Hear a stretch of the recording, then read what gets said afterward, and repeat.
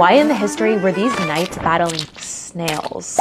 Let's go back to the Middle Ages to answer that question. There are a lot of rather interesting things found in medieval manuscripts, like fart jokes, animals playing musical instruments, and knights battling bugs.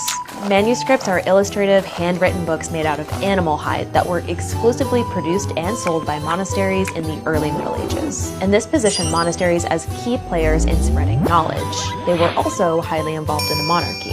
So perhaps unsurprisingly, the manuscripts that they produced often doubled as political commentary, in which public figures like the king were reimagined as animals. And one of the monks' targets were knights. So the monks thought that knights were very arrogant and violent, and they made that known by illustrating scenes of knights battling harmless insects like butterflies and snails and losing.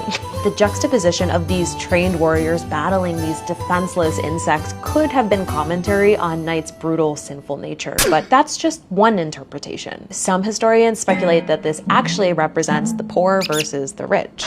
And another scholar sees the snails as a symbol of humility. They're like the tiniest, most reclusive little creature who can hide in their shell, kind of like a monk.